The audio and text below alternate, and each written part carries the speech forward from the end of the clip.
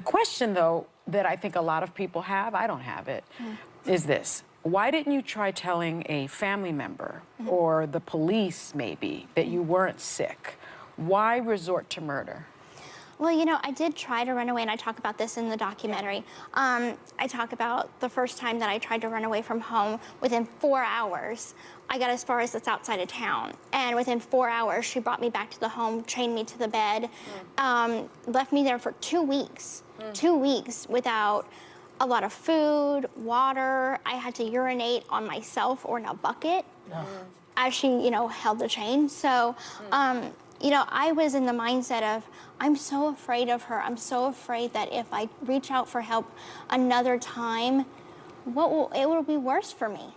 Yeah. So is that why you didn't say anything to the doctor when he removed your salivary glands? Exactly. My mother was in the room with me at every single doctor's appointment, every surgery. Yeah. The only time that she was ever not with me was actually in the operating room itself. Yeah. So. Gypsy Rose Blanchard, the Missouri woman who persuaded her boyfriend to kill her mother, is out of prison. Blanchard was granted parole after spending nearly 8 years behind bars. She testified that her abusive mom kept her prisoner, locked her up with chains, and forced her to pretend she had cancer and other illnesses for years. She also admitted she provided her ex-boyfriend with the knife he used to kill her mother. He is serving life in prison. And I hear screaming, and she's like, Gypsy, help me. And to this day, I can't get that out of my head. That I had to agree to let him rape me.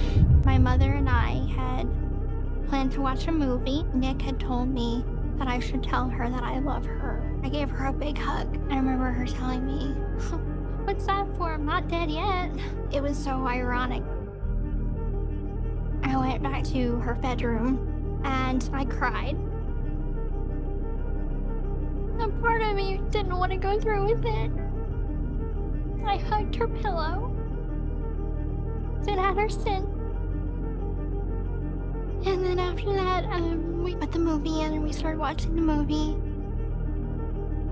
About 2 hours later, Nick texts me that he's at the hotel. And at this point, she's fallen asleep. And so I text him that she's asleep. So he takes a cab over to my house.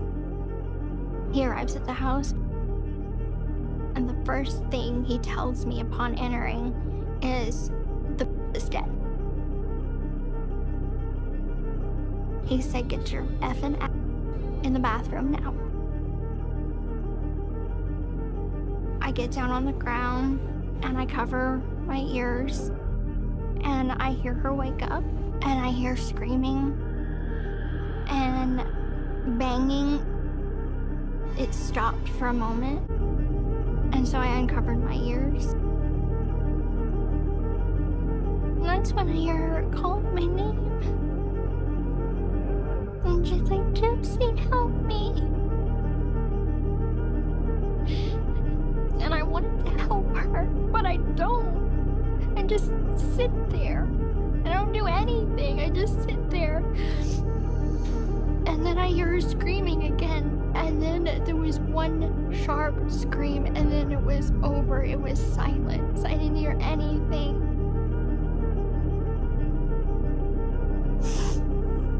I'd do anything to just go back to that moment in time. Yeah, there's so many moments in time that I wish I could go back to. But there was still a point that she didn't have to die, and I wish I could have stopped it. Nick came to the bathroom door. He was holding the knife. I was completely dissociated from what was happening. It was like it was a bad dream. Nick commanded me to be naked, and then the command that because I didn't let him rape my mother, that I had to agree to let him rape me.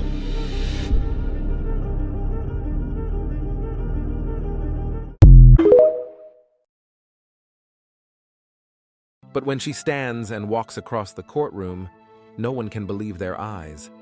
Up until now, even those closest to Gypsy thought she was wheelchair-bound. My dad was shocked. My mom, when they seen her walk, they all started crying. It blew everybody's mind. And then everything just started unfolding, and it all started to make sense. Turns out Gypsy never had any of the illnesses that Dee Dee claimed she had. No cancer, no epilepsy, no muscular dystrophy, nothing. She didn't even need the feeding tube that Dee Dee had implanted inside her body. Since birth, Gypsy has been the victim of Dee Dee's deadly mental illness called factitious disorder by proxy. Can you imagine the emotional pain of putting your child through medical test after medical test after operation for something that is completely fabricated? Gypsy knew she could walk, but she made her so weak that it was very hard for her to walk. And she knew that she had hair, but she shaved it off. So it creates this narrative for her. With your mom telling you you're sick, you just begin to believe you're sick.